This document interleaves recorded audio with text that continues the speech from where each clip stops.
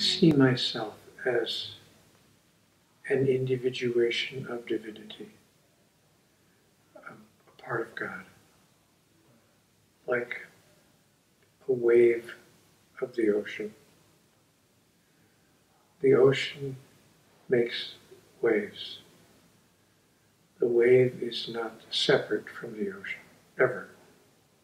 It's an expression of the ocean. But even as the wave expresses, it's never separate from the ocean.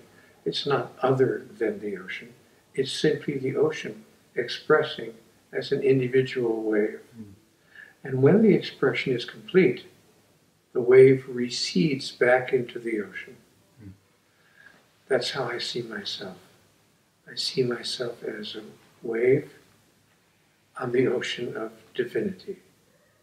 So who I am is an aspect of God, one of countless aspects of God in the universe, not just here on earth, but throughout the cosmos, because there are, in my understanding, sentient beings everywhere in the universe, not just on this planet. And so I'm one of billions and trillions, one of countless expressions of divinity in the universe.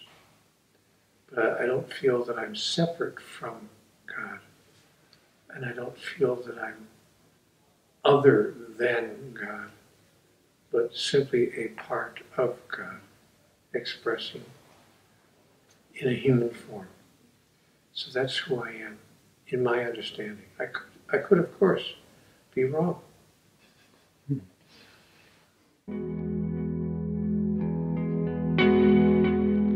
I'm in the realm of the physical.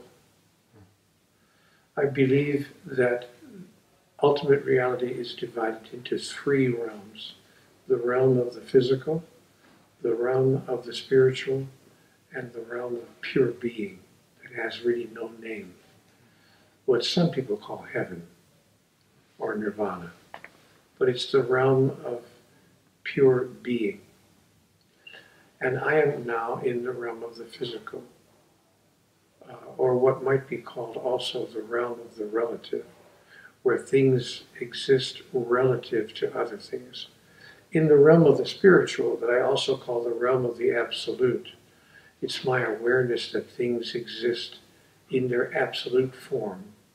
It's always here, always now, always love. Love here and now, always. But in their absolute form.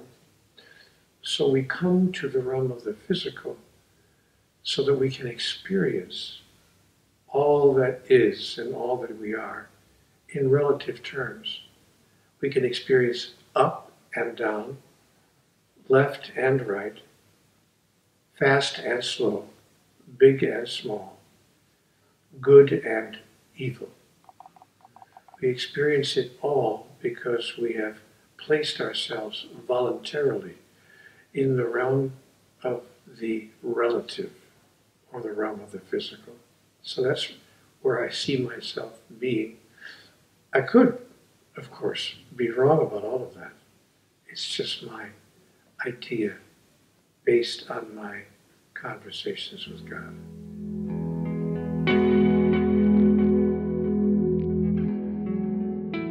Yes, we're here on this plane, on the physical plane. But I believe that we are always connected to the spirit of all those we have ever loved. Because we are three-part beings, in my understanding. I experience myself as made up of three parts: my body, my mind, and my spirit, or what I call my soul. And the soul of me has nothing to do with my body. It exists whether my body exists or not. So the soul lives forever. It always was, it is now, and it always will be. So the soul of those I love, my mother, my father, my former wife who passed on, others in my life, they continue to exist. And I have absolute ability to connect and stay connected to their energy and their love. And they have the ability to stay connected with me as well. I think it's one of the miracles of the universe that once we are connected with someone in the experience called love, we're never again disconnected. We cannot be, because we really are simply expressing the fact that we are all one. It isn't that I'm over here and my beloved is over there. It is that we are really one essence, experiencing ourselves individually, but not separate in any way. Like the fingers on my hand. I have 5 fingers on my hand, and each of them are individual, and they all have their individual characteristics, but none of them are separate from my hand itself. So when I look at my own hand, I see a metaphor or an illustration of how life really is. There I am, there's my former wife, there's my father, there's my mother. We are all those who I have ever loved, all one essence, simply individually expressing, but in no way separate from the other. Or to put it metaphorically, I experience that we all are part of the body of God.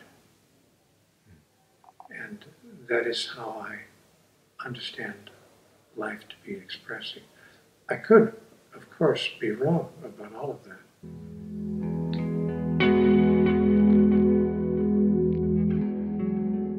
Pure being is simply an energetic expression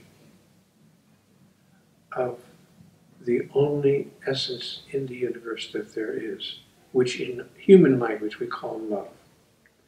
So let's say that the universe is composed or comprised of a singular essence, the pure essence that in human language we call love.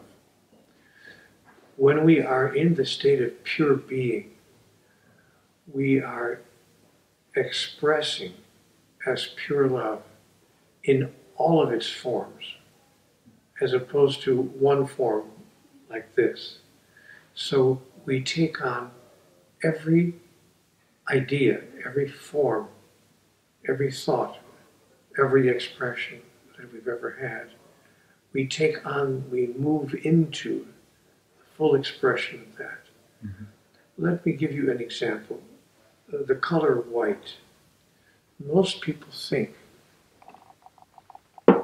many people think that the color white is the absence of color. But of course it's not. Physicists will tell you that white is not the absence of color. It's all the colors put together. So that's the state of pure being. White is the pure being of the experience called color.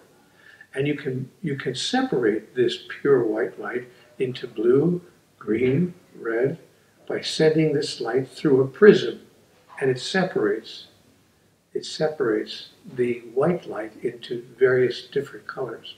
When you send the light back through the prism the other way, red, green, blue, they all become one color once again. They all become white once again. So that's what is meant by the state of pure being. Pure being is to physicality what white is to color. And what's interesting is that life presents such explanations all over the place. In your hand, in colors, everywhere you look, life is explaining itself to life itself.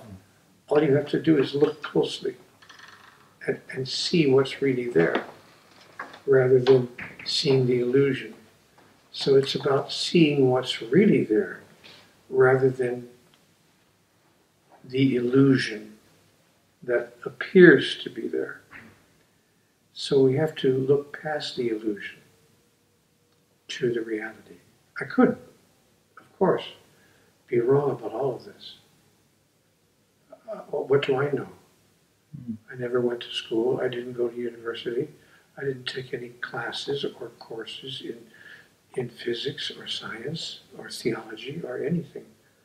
In fact, I was asked to leave the university by the dean of men because I wasn't interested in studying. I didn't go to class. So the dean of men invited me to leave. He said, "We really need your seat for someone who really wants to learn." So I don't know anything. I only think that I do.